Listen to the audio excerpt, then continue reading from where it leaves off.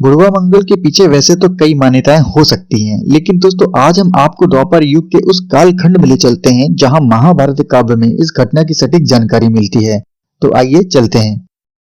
लेकिन उससे पहले दोस्तों, आप इस चैनल पर नए हैं तो इस चैनल को जरूर सब्सक्राइब कर दें। हमारे सनातन धर्म और बजरंगबली से जुड़ी कहानियां और सच्चे अनुभव इस चैनल पर लाता रहता हूं। अगर आप हनुमान जी के सच्चे भक्त हैं तो ये चैनल आपके लिए ही है। और हाँ, अगर आपकी कोई कहानी या हनुमान जी से जुड़ा कोई अनुभव है तो हमें जरूर भेजिएगा। हमारा ईमेल आईडी और व्हाट्सएप नंबर आपको स्क्रीन पर मिल जाएगा। बुढ़वा मंगल मनाने के पीछे का कारण द्वापर युग काल की तरफ हमें ले जाता है।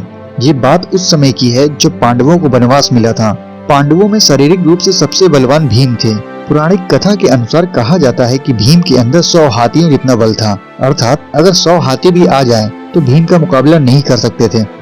अब आप खुद ही अंदाजा लगाइए कि यदि किसी मनुष्य के अंदर जरा सा बल आ जाता है तो वो घमंडी होने लगता है। लेकिन यहाँ तो बात भीम की है, जिनके अंदर इतनी शक्ति थी कि वे कुछ भी कर सकते थे, तो उनके अंदर घमंड कैसे नहीं आता। बस उनके अंदर भी अपनी शक्ति और अपने बल का घमंड आ गया था। उन्हें पता था कि उनका सामना करना किसी के बस की बात नहीं।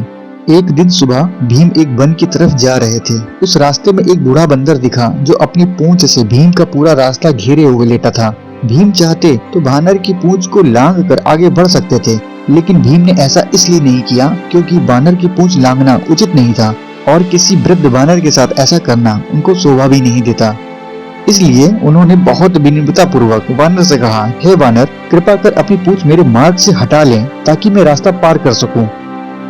ये सुनते ही बानर ने भीम को देखा, लेकिन उनकी बातों को नजरअंदाज कर दिया, जैसे बानर ने कुछ सुना ही नहीं। भीम को गुस्सा तो आया, लेकिन उन्हें बूढ़े बानर पर तरस भी आ रहा था कि ये बानर मेरी शक्तियों से परिचित नहीं है और इसीलिए ये नादानी कर रहा है मुझे अनसुना करने की। यही सोचकर भीम ने फिर से बूढ़े बानर से कहा कि वानर, अपनी पूंछ हटा लो और मेरा मार्ग छोड़ो। इतना सुनते ही वानर ने इस बार भीम की तरफ देखा और मुस्कुराया, लेकिन इस बार फिर से उसने भीम को नजरअंदाज कर दिया और इस तरह के बर्ताव से भीम को बहुत गुस्सा आया और वे इस बार अपनी शक्तियों का बखान करने लगे कि हे वानर, क्यों अपनी मृत्यु को बुलावा दे रहा है? तू जानता नहीं है मैं कौन हूँ? अभी तुझे मेरी शक्तियों का भान भी नहीं कि मैं कर क्या सकता हूँ तुम्हारे साथ। मैं कुंती पुत्र हूँ, पवन देव मेरे पिता हैं, भीम मेरा नाम है, हनुमान का मैं भाई हूँ। अब हट जाओ मेरे रास्ते से, वरना परिणाम ठीक नहीं होगा। इतना सुनकर बानर बोला कि देखो, मैं तो बहुत बूढ़ा हूँ और कमजोर भी हूँ। मेरे अंदर तो इतनी ताकत भी नहीं कि मैं हिल डुल सकूं और अपनी पूंछ को हटा सकूं। अगर तुमको इतनी जल्दी है तो मेरी पूंछ रास्ते से हटा दो और आगे निकल जाओ। इतना सुनते ही भीम का गुस्सा और बढ़ गया और वो क्रोध में बोले, तुमको मेरी शक्तियों का अभी भी भान नहीं हुआ? तो ठीक है, अभी बताता हूँ तुमको। इतना कहने के बाद भीम ने बानर की पूंछ को हाथ से पकड़ा और हटाने का प्रयास किया, परंतु पूंछ को हिला भी नहीं पाया। भीम को अब ये तो समझ आ ही गया था कि ये कोई साधारण बानर तो नहीं हो सकता, क्योंकि साधारण बानरों में तो इतना बल नहीं होता। भीम को अपने बल पर जो घमंड था वो तो चूर हो गया। साथ ही उन्हें इस बात का भी पता लग गया कि शक्तियों का अहंकार कभी नहीं करना चाहिए। भीम ने बानर से विनम्रता पूर्वक कहा कि आप कोई साधारण बानर तो नहीं हो सकते, कृपया अपने वास्तविक स्वरूप में आए।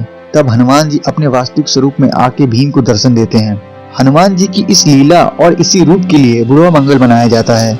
दोस्तों, आपको एक बात बताना चाहता हूँ कि हनुमान जी का जिक्र रामायण के अलावा महाभारत में भी हुआ है, अर्थात त्रेता युग में और द्वापर युग में।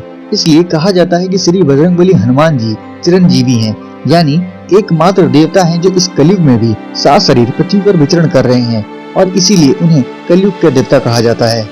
दोस्तों, अब मैं आपसे एक रिक्वेस्ट करता हूँ कलयुग के देवता की टीम की तरफ से कि अगर आप कलयुग के देवता चैनल पर नए हैं तो इस चैनल को जरूर सब्सक्राइब करें। इस चैनल पर हमारे सनातन धर्म और श्री बजरंगबली से जुड़ी कहानियाँ और सच्चे अनुभव हर मंगलवार शनिवार को लाता रहता हूँ। तो दोस्तों, कैसी लगी आज की ये वीडियो? और हाँ, जल्द ही मिलेंगे एक और ऐसी इंटरेस्टिंग वीडियो के साथ। तब तक के लिए जय श्री राम, जय हनुमान।